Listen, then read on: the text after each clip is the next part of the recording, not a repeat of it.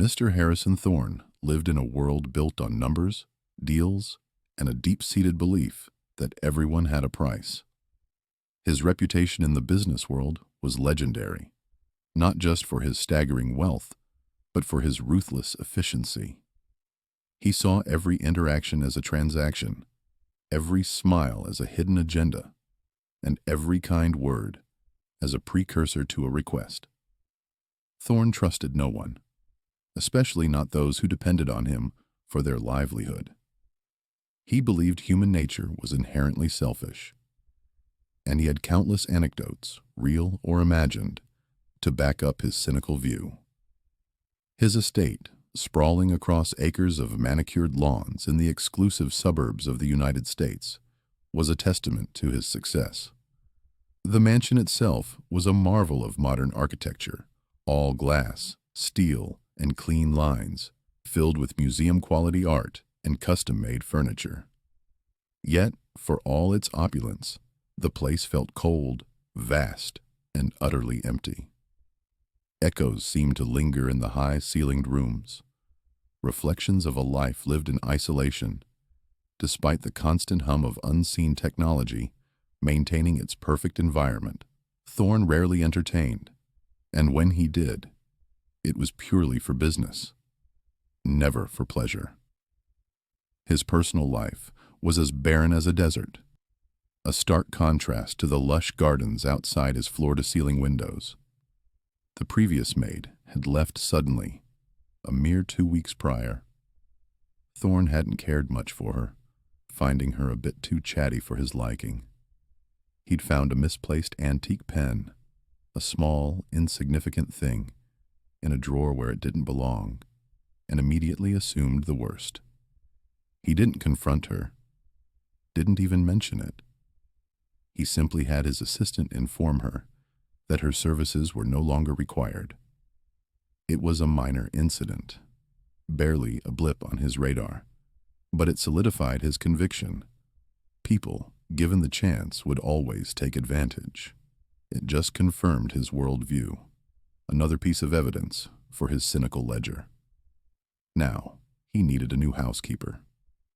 The interview process was grueling, designed by Thorne himself to be as off-putting as possible. He sat across from each candidate, a cold, unblinking stare fixed on them, asking questions that seemed to probe their very souls for weakness or dishonesty. He asked about their financial situations, their personal lives, their deepest desires. Most candidates squirmed, stammered, and eventually folded under the pressure. He wanted to see how they reacted under stress, how quickly they would reveal their true colors. He wanted to find the cracks in their facade before they even started working for him. Then came Maria. She wasn't like the others. She sat calmly, her hands clasped in her lap, her gaze direct and steady. Her answers were simple, honest, and straightforward. She spoke of her daughter, Sophia, and her desperate need for stable work.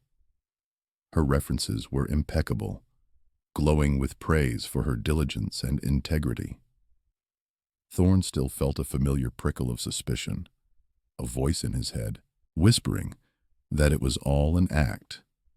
But there was something in her quiet determination that intrigued him. Against his usual judgment, and perhaps because she seemed so genuinely in need, he hired her. He told himself it was a practical decision. She had the best qualifications. But deep down, a tiny part of him, a part he rarely acknowledged, felt a flicker of something else. From the moment Maria started, Thorne began his subtle observations. He watched her through the security cameras that dotted his property. Not the hidden ones yet, just the standard surveillance. He noted her meticulous cleaning, the way she handled his expensive possessions with care, the quiet respect she showed every corner of his vast home.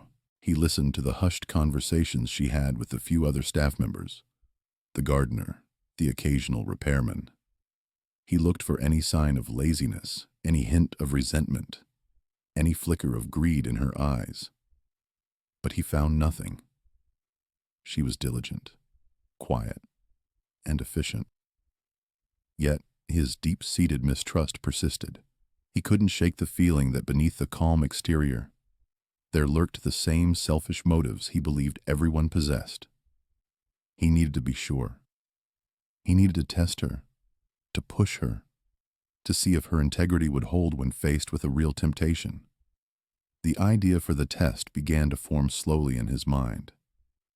It wasn't about catching her in the act of stealing.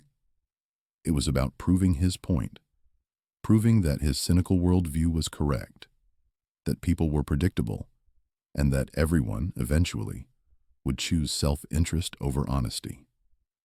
He would create a scenario, a perfect trap, designed to expose the truth he was so certain existed. His plan started with a simple thought. How do you truly know someone's character? You put them in a position where they think no one is watching, and you dangle something tempting right in front of them.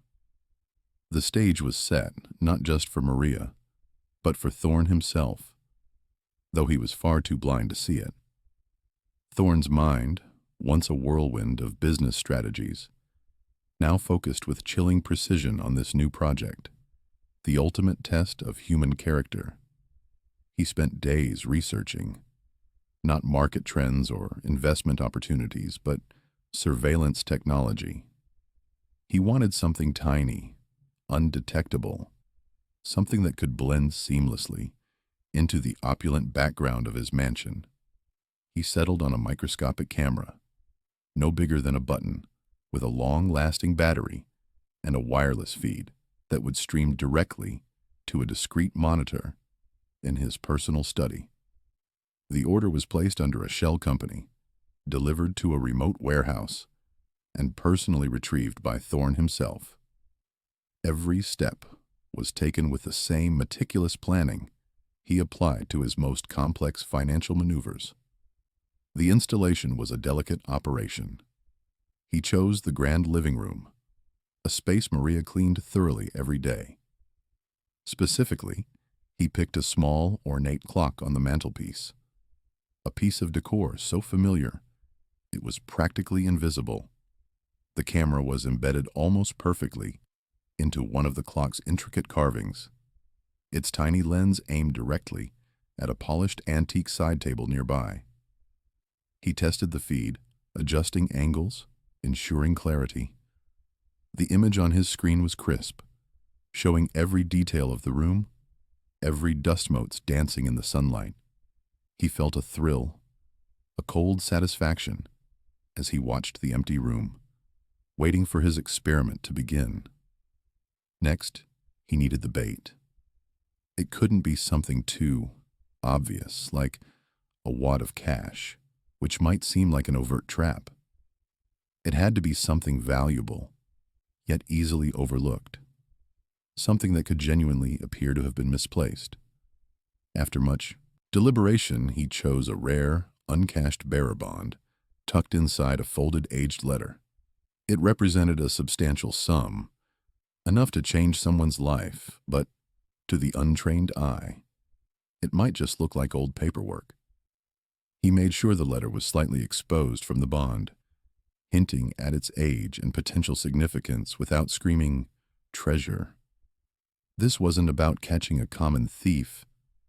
It was about exposing the inherent selfishness he believed lay within everyone, even the seemingly virtuous. He carefully placed the folded letter and bond on the antique side table, right in the camera's view. It looked casual, as if someone had set it down and forgotten it. The position was conspicuous enough to be noticed during cleaning, but not so much that it felt like a deliberate lure. He then retreated to his study, the monitor glowing faintly in the dim light. He leaned back in his leather chair, a faint smirk playing on his lips. The trap was set. Now, he just had to wait for Maria to walk into it. He felt a familiar surge of power, the feeling of being in control, of anticipating the predictable downfall.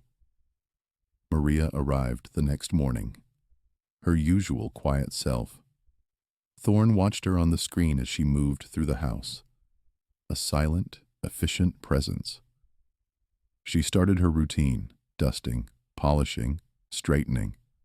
Her movements were precise, respectful of the objects she handled. He saw her enter the grand living room, the camera's feed providing a perfect, albeit silent, view. His heart, usually steady, beat a little faster. This was it. The moment of truth. She approached the side table, duster in hand. Thorne held his breath. He saw her eyes glance at the folded letter. She paused, her hand hovering over it. He imagined her internal struggle, the temptation, the sudden awareness of opportunity. He expected her to discreetly pick it up, tuck it away, perhaps glance around to see if anyone was watching. That's what anyone would do, he thought. That's what he would do. But Maria didn't do any of those things. She simply dusted around the letter, her movements careful not to disturb it. She polished the surface of the antique table, then moved on to the next piece of furniture. She cleaned the entire room, meticulously, without once touching the bait. Thorne watched, a flicker of surprise crossing his face. He rewinded the footage, watching it again, frame by frame. No hesitation, no furtive glance, no attempt to hide it. Nothing.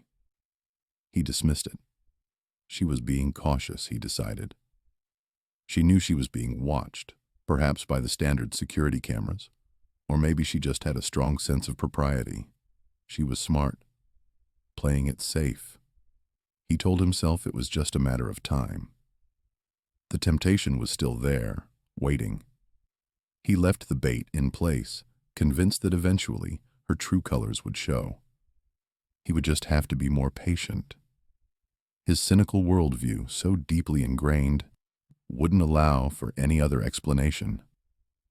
He continued to watch the feed intermittently throughout the day, expecting her to return, to give in. But she never did. The letter and bond remained untouched, a silent challenge to his carefully constructed assumptions about human nature. He felt a slight irritation, a minor annoyance at her unexpected resilience. But it didn't shake his core belief. Not yet. He simply needed a better angle, a different approach, or perhaps just more time. He would wait. His patience was legendary in the business world, and he would apply the same ruthless determination to this personal experiment. The next week brought an unexpected turn to Thorne's quiet observation. Maria arrived one morning, but this time she wasn't alone.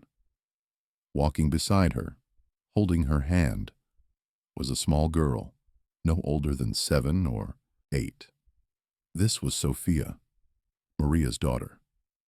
Thorne, watching from his study, felt an immediate jolt of annoyance. He hadn't been informed of any change in Maria's schedule, or any need for a child to be on the premises. His meticulously ordered world, where every detail was controlled, felt suddenly disrupted. He zoomed the camera in slightly, his brow furrowed. Sophia was a bright-eyed child, with 2 neat braids and a curious expression. Maria looked a little flustered, quickly explaining to Thorne's head of staff, who met them at the door, that Sophia's school had an unexpected closure due to a burst pipe. Maria had no one else to leave Sophia with, and had no choice but to bring her to work. The head of staff, a stern but fair woman, reluctantly agreed, clearly understanding Maria's predicament, but also knowing Thorne's strict rules about unauthorized personnel, especially children, on the estate. Thorne, listening through the intercom in his study, grunted. A child. In his house. This was an unprecedented breach of his carefully maintained solitude. He saw it as unprofessional, a distraction, and, frankly, an inconvenience. He fully expected Maria's work to suffer, and he anticipated having to reprimand her later. His initial reaction was to call her into his office and express his displeasure directly, but a strange curiosity held him back. He wanted to see how this played out. Would Maria be less efficient? Would the child cause trouble? He decided to let the situation unfold, his eyes glued to the monitors. Sophia, after an initial period of quiet observation, began to explore. She wasn't loud or disruptive, but her presence was undeniable. She moved with a childlike wonder, her eyes wide as she took in the vast rooms, the ornate furniture, the towering ceilings. She seemed like a tiny explorer in a giant, unfamiliar world. Maria, while trying to keep an eye on her daughter, continued with her duties, her movements a little more hurried than usual, a subtle tension in her shoulders. Thorne watched as Sophia wandered into the grand living room, the very room where the bait, the rare uncashed bearer bond, still lay on the side table. His heart gave a strange little thump. This was it. A child, unsupervised, with a valuable item. This was the ultimate test. He leaned forward, his eyes narrowed, anticipating the inevitable. Children were naturally curious, easily tempted. He had no doubt she would pick it up. The question was, what would she do with it? Sophia approached the table. She was small, and the table came up to her chest.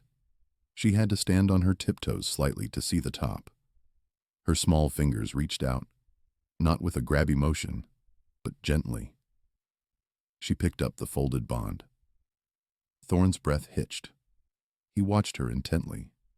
She turned it over in her hands, her brow furrowed in concentration. She couldn't read the complex financial jargon, of course, but she seemed to be examining the paper, the texture, the intricate design. It looked like a fancy piece of paper to her, something important. He expected her to look around, to hide it, to run to her mother with a secret. He braced himself for the confirmation of his worldview. But Sophia did none of that. She held the bond carefully, then turned and walked directly towards where her mother was cleaning a large display cabinet in the corner of the room. "Mommy?"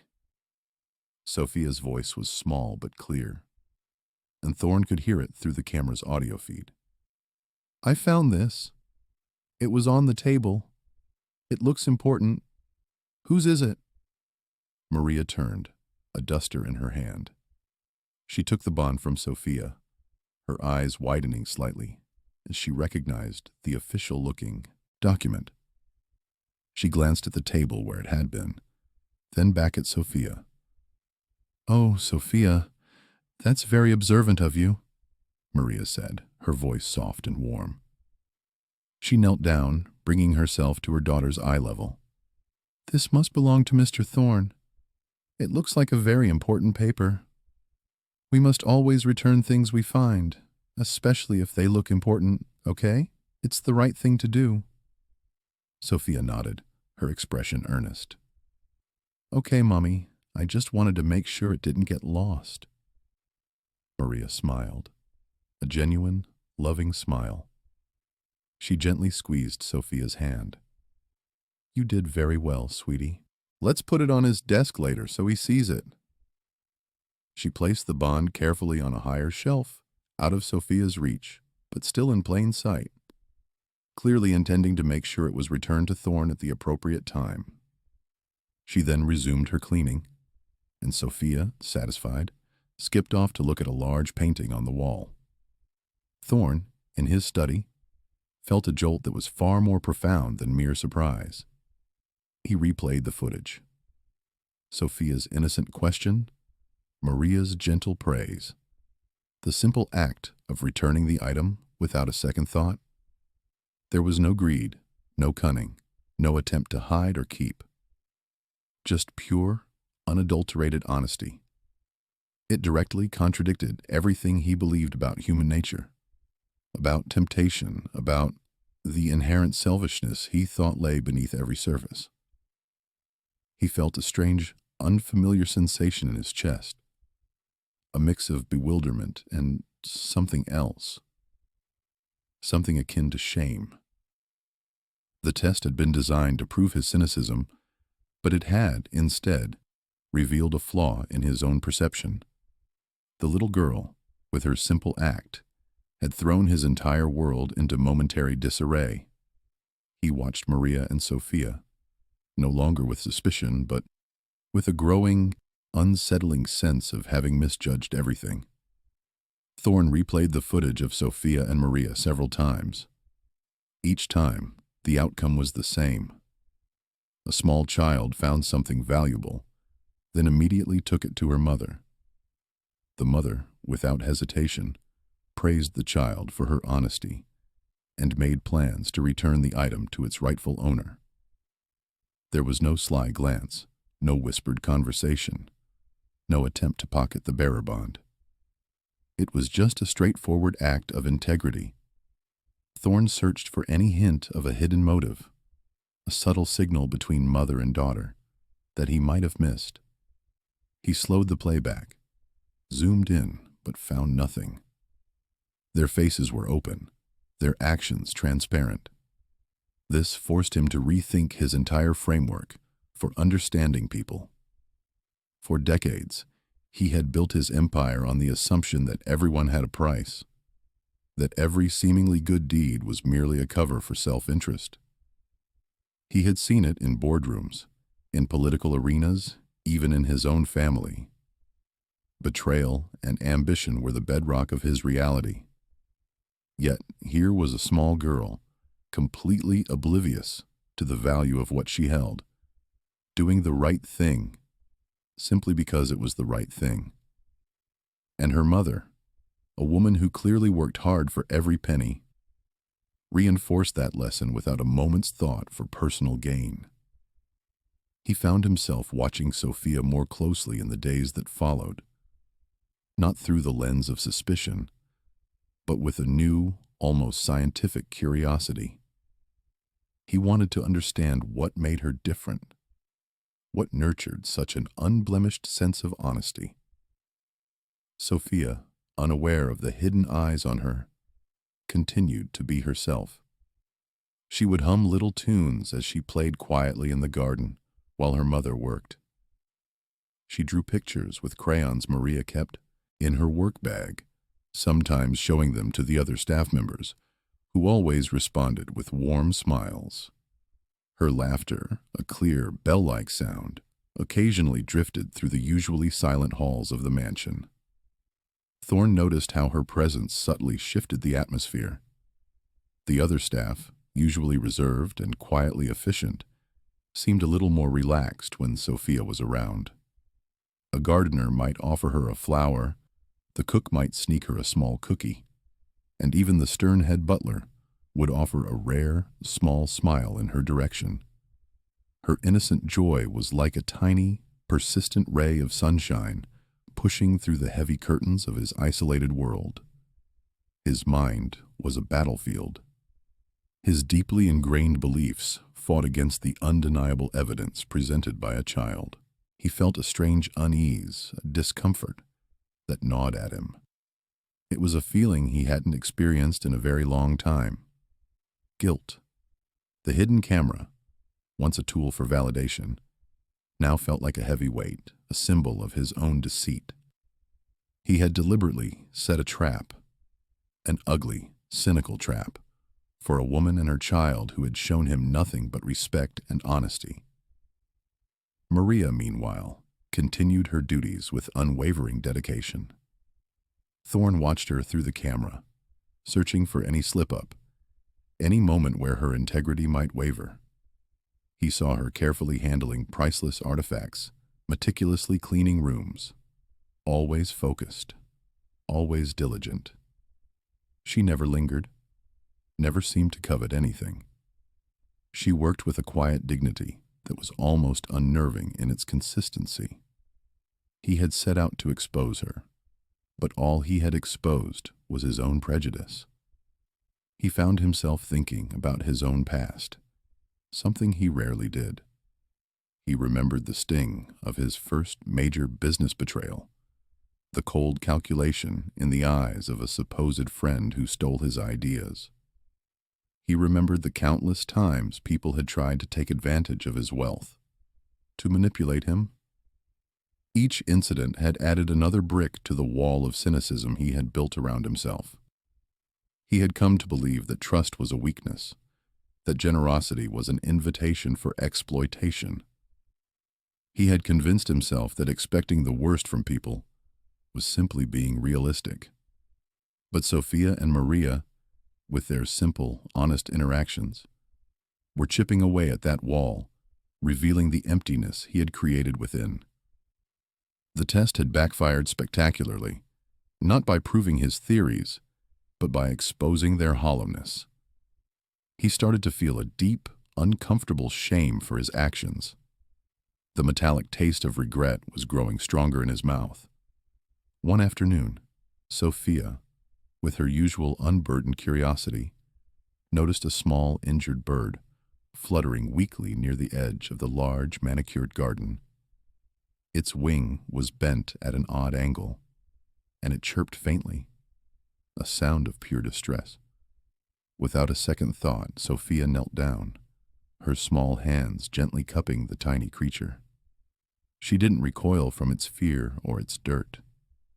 She simply held it, speaking softly to it, in a language only she and the bird understood. Maria, seeing her daughter, came over, her face creased with concern. She carefully examined the bird, then looked around for anything that could help. Thorn, observing all of this from his hidden camera feed, felt a strange, unfamiliar warmth spread through his chest.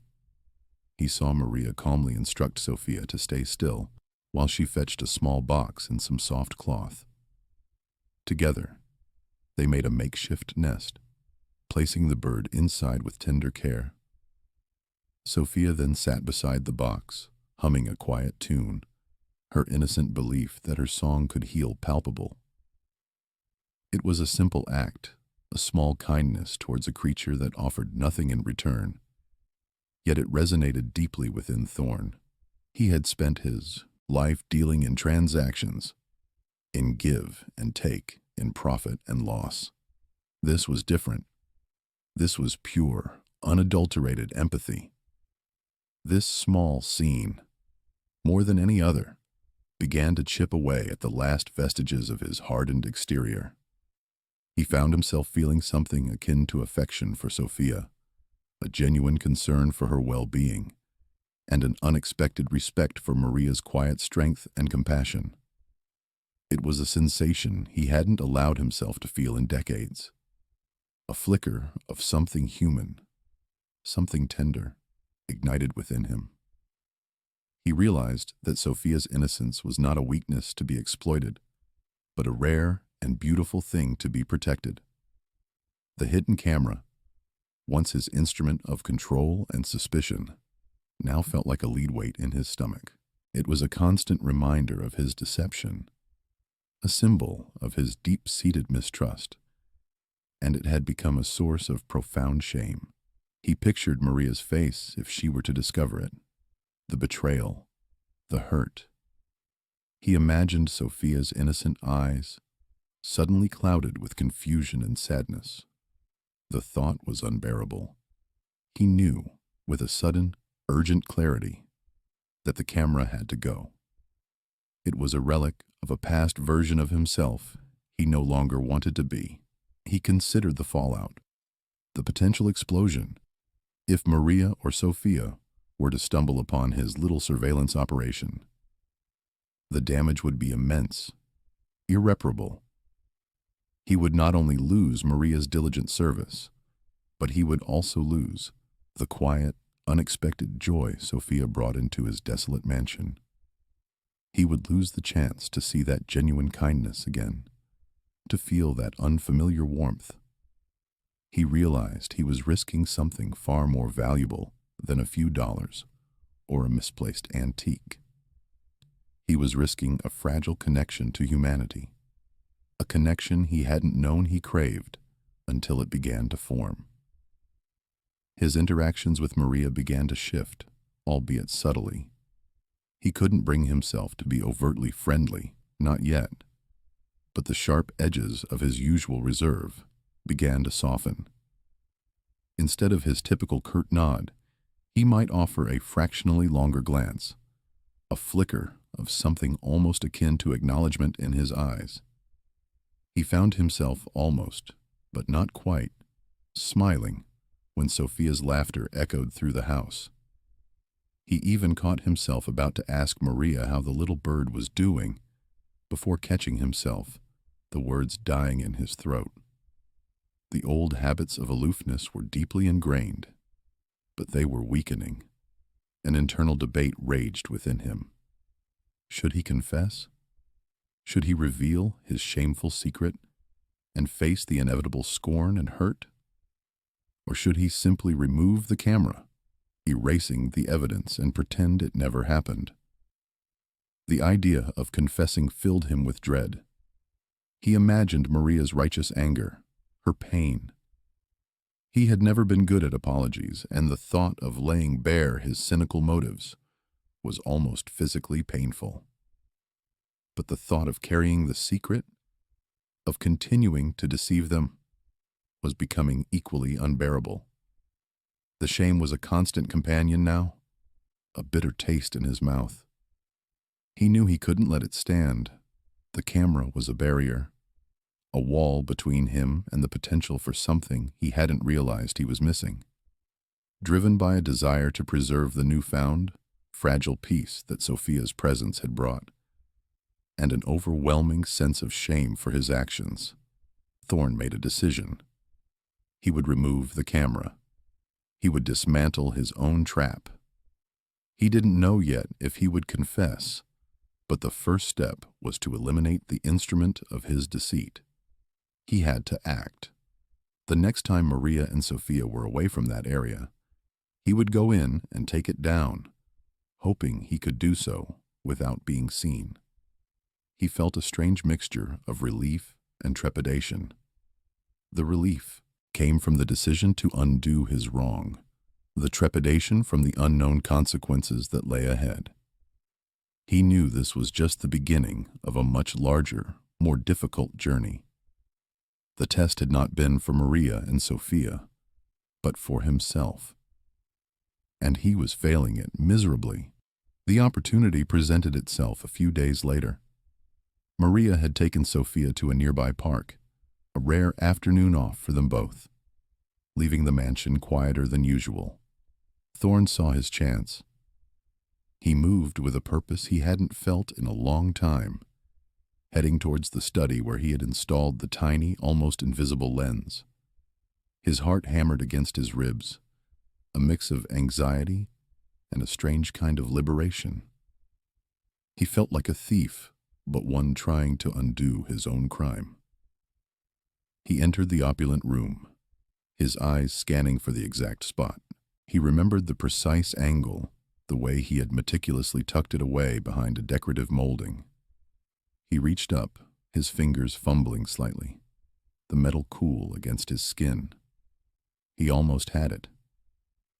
Just a little more pressure, a slight twist, and it would be free. Suddenly, a soft sound from the doorway made him freeze. His hand dropped. Startled, he spun around, his mind racing for an excuse, a plausible reason for him to be reaching into a wall panel. Standing there, her eyes wide with a mixture of surprise and curiosity, was Sophia. She held a small, colorful ball in her hand, having apparently wandered back from another part of the house. Her innocent gaze fixed on his hand, then on the molding. Thorn's breath hitched. He tried to force a casual smile, but it felt stiff, unnatural. "Sophia," he managed, his voice rougher than he intended. "What are you doing here?" Before Sophia could answer, Maria appeared behind her, her expression changing from gentle concern for her daughter to one of confusion as she saw Thorn's awkward posture and the half-dislodged panel. Her eyes followed Sophia's gaze, landing on the tiny device now partially exposed. The color drained from Maria's face. Her eyes, usually so warm and kind, hardened into a look Thorn had never seen directed at him before. It was a look of dawning horror, quickly followed by profound hurt. "Mr. Thorn?" Maria's voice was barely a whisper, but it cut through the silence of the room like a knife. She stepped forward, gently pushing Sophia behind her, shielding her. Her gaze was fixed on the camera. Thorne knew, in that instant, that all hope of discreet removal, of quietly burying his mistake, was gone. The truth was out. Maria moved closer, her movements slow, deliberate, as if she were walking through thick mud. She reached up, her fingers trembling slightly, and pulled the small device completely free. She held it in her palm, turning it over, her eyes tracing its minuscule lens. Then she looked at Thorne, her face a mask of betrayal. "What is this?" she asked, her voice now firm, though still laced with pain. "What have you done?" Thorne felt a cold dread spread through him. He opened his mouth, but no words came out. He saw the trust vanish from her eyes, replaced by a deep, aching disappointment. Sophia, sensing the shift in her mother's demeanor, began to whimper softly, clutching Maria's leg. The innocent joy that had filled the house just moments before was gone, replaced by a suffocating tension. You put a camera here?" Maria's voice rose, a tremor of indignation now evident. "You watched us? You watched my daughter?" Her gaze swept around the elegant room, then back to him, as if seeing him for the first time. Not as her employer, but as an intruder, a deceiver. "Why, Mr. Thorne? Why would you do such a thing?" Thorne finally found his voice, but it was weak, full of shame. "Maria, I can explain." He took a step towards her, but she recoiled, pulling Sophia even closer. The rejection was a physical blow. He saw the tears welling in her eyes, not tears of self-pity, but of outrage and a deep sense of violation. "Explain what?" she challenged, her voice breaking. "Explain why you felt the need to spy on me? On my child? Did you think I was stealing from you? After all this time, after everything I've done for this house, for you, you thought I was a thief?" Her chest rose and fell rapidly with her anger and hurt. "Do you know how that feels, Mr. Thorne? To be looked at with such suspicion, such mistrust?" He had no answer. He just stood there, a towering figure reduced to nothing by the raw emotion in her eyes. He had wanted to apologize, to explain his long-held cynicism, his past hurts that had led him to this despicable act. But now, faced with her pain, the words felt hollow, inadequate. He realized the depth of his mistake. He hadn't just placed a camera, he had shattered a fragile sense of safety, a nascent trust. "I can't stay here," Maria declared, her voice firm despite the tears now streaming down her face. Sophia buried her face in Maria's side, her small body shaking. "I cannot work for someone who would do this. Someone who would violate my privacy, who would treat me with such contempt." Thorne felt a wave of profound regret wash over him. It was a heavy, suffocating feeling, unlike anything he had experienced before. He saw the years of his isolated, cynical life flash before his eyes, culminating in this moment of utter disgrace. He had prided himself on his shrewdness, his ability to see through people. But he had been so wrong.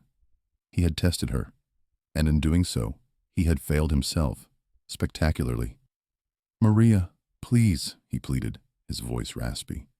"Don't go. I was wrong, terribly wrong." He looked at Sophia's small, shaking form, and the image of her innocent face, the one that had begun to soften his hardened heart, twisted with confusion and fear, was a torment.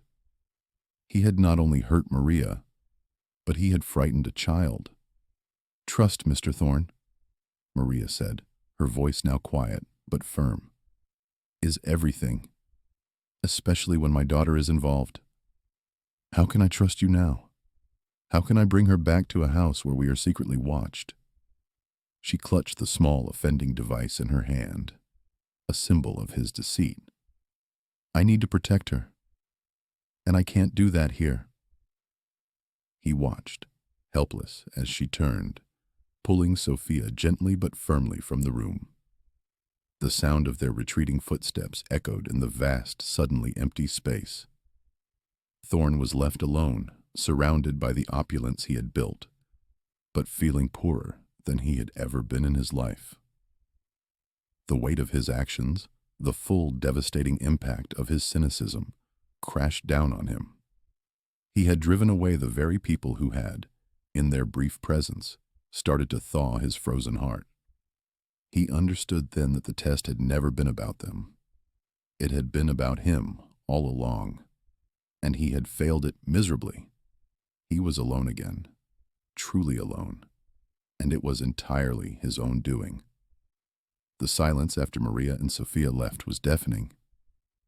Thorn stood in the grand living room, the space feeling vast and empty, like a tomb. He could still hear Maria's words, echoing not just in the room, but in his head. How can I trust you now? The question hung in the air, a heavy, unanswerable accusation. He slumped onto a nearby armchair, the rich leather doing little to comfort him. His empire, his wealth, his carefully constructed walls. None of it mattered now. He had driven away the only people who had, in recent memory, brought any kind of light into his life. He had been so convinced that everyone had an angle, that honesty was a facade, that he had actively sought to prove it. And in doing so, he had destroyed something fragile and potentially precious. A cold dread settled in his stomach. He pictured Maria packing, her face still etched with hurt and betrayal. He imagined Sophia, confused and scared, being pulled away from the only stable environment she had known recently. This wasn't just about losing a maid. It was about losing a chance. A chance at something he hadn't even realized he desperately needed. Connection, trust, a glimpse of genuine human goodness. The thought of them leaving, of never seeing Sophia's bright smile or hearing Maria's quiet, reassuring presence again, filled him with a panic he hadn't felt in years. He had to fix this. He had to. He stood up, his legs feeling heavy, and began to pace. His mind raced, searching for a way, any way, to undo the damage. He wasn't good at apologies. His life had been built on being right, on dominating, on never showing weakness. But this was different. This wasn't a business deal. This was about human dignity, about trust he had shattered. He knew he couldn't just throw money at the problem. Not this time. It had to be real. It had to be from the heart. A heart he had long thought was withered and useless. He found Maria in the staff quarters, her back to him, methodically folding Sophia's small clothes into a worn suitcase. Sophia sat on the bed, clutching a teddy bear, her eyes red-rimmed. The sight of them, so vulnerable, so ready to leave because of his foolishness, twisted something inside him. He cleared his throat, but the sound was rough, uncertain. Maria slowly turned, her expression guarded. "Mr. Thorne," she said, her voice flat. She didn't look at him fully, her gaze flicking to Sophia, and then back to the half-packed suitcase. "Maria," he began, his voice surprisingly steady despite the tremor in his hands. He took a deep breath. I am truly sorry. More sorry than I can say." He saw her lips tighten, a clear sign of her disbelief, her pain. He knew mere words wouldn't be enough. "I know words won't undo what I did. I know I violated your trust, your privacy, and I scared Sophia. There's no excuse for it." He paused, forcing himself to meet her eyes, to project every ounce of his regret. "My actions were born out of a long history of my own mistakes, my own failures to trust people. I've been hurt, betrayed, and I let that turn me into a cynical, jaded man who believed everyone had a hidden agenda. He didn't want to make excuses, but he felt a desperate need to explain the twisted logic that had led him to this point. I lost a lot, a long time ago, people I cared about, and after that I built walls, high walls. I pushed everyone away, and I started to believe that everyone was just out for themselves. I tested people because I was convinced I'd always find proof of their greed, their dishonesty. He saw a flicker of something in Maria's eyes, not forgiveness, not yet, but perhaps a grudging understanding of the depth of his brokenness. Sophia, sensing the shift in the atmosphere, slowly looked up, her small face still tear-stained, but curious. "When you came here, Maria," Thorne continued, his voice softening, "and then Sophia, you both started to chip away at those walls. I didn't even realize it was happening. Sophia's honesty, her kindness, your unwavering integrity. It confounded me. It challenged everything I thought I knew about people.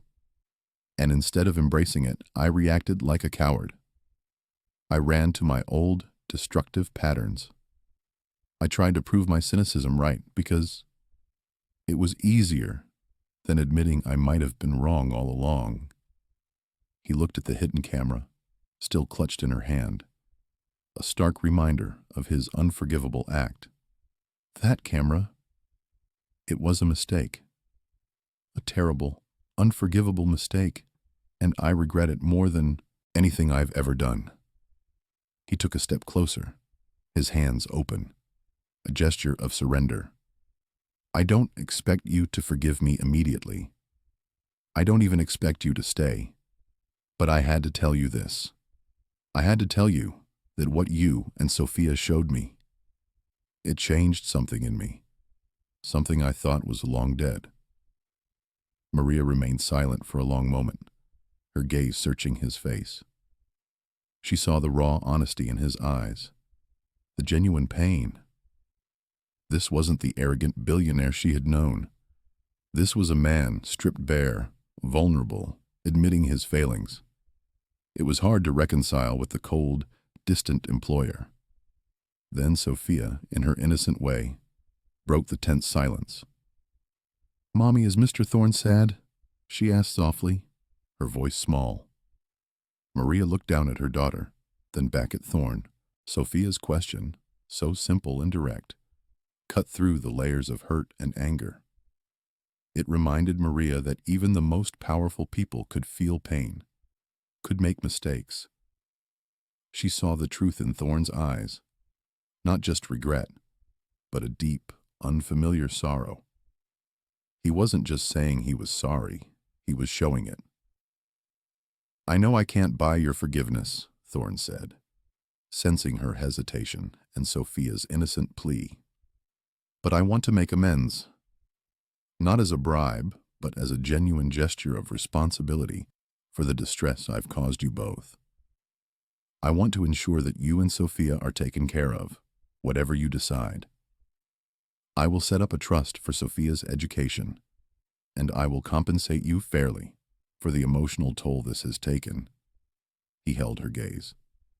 "But more than that, I want a chance to prove myself, a chance to show you that I can be a better man, that I can learn to trust, and to earn your trust back, if you'd ever consider it." Maria looked at the suitcase, then at Sophia, then back at Thorne. The road to forgiveness was long, she knew, but in his eyes she saw not just remorse but a flicker of a soul yearning for redemption. She had always believed in second chances.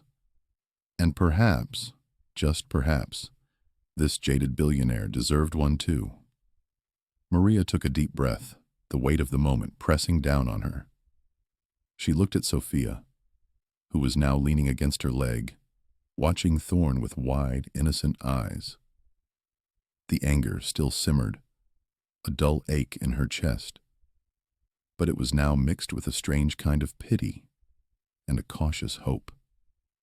Thorn had laid himself bare, something she never would have expected from a man of his stature. His apology wasn't just words. It felt like a confession, a true turning point. "I need time to think," Maria finally said, her voice quiet but firm. "I can't just forget something like this." Thorn nodded, relief washing over his face, a small, almost imperceptible easing of the tension in his shoulders. "Of course. Take all the time you need. I understand completely." He watched as Maria gently took Sophia's hand, and they walked away, leaving the hidden camera still on the floor, a silent testament to the raw honesty that had just transpired. Thorn stood there for a long time, the silence of the mansion once again settling around him. But this time, it felt different. It wasn't the empty, oppressive silence he was used to. It felt like a space waiting to be filled, a quiet before a storm, or perhaps before a new beginning. Over the next few weeks, the hidden camera was removed. Thorn, true to his word, had it professionally and discreetly taken out, leaving no trace. He also set up a trust for Sophia's education, a generous amount that would ensure her future, regardless of what Maria decided. He didn't parade these actions. They were done quietly, almost humbly. The atmosphere in the mansion, however, remained delicate. Maria continued her work, her movements precise and efficient, but a quiet reserve hung between her and Thorn. She observed him, just as he had once observed her, searching for consistency in his newfound remorse. And he, in turn, worked tirelessly to earn back a sliver of the trust he had shattered. He stopped being a distant employer and started becoming a more present, more human figure. He began to ask Maria about her day, about Sophia's school.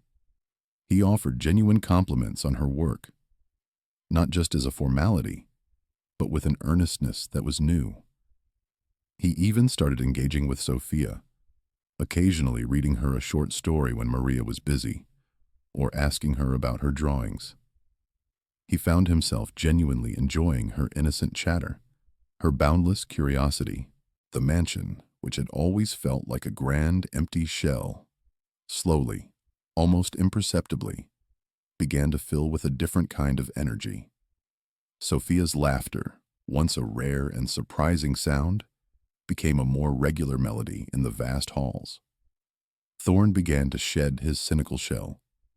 He found himself smiling more often, a genuine smile that reached his eyes, replacing the tight, polite grimace he usually wore. His business associates even noticed a change, a slight softening in his demeanor, a willingness to listen that hadn't been there before.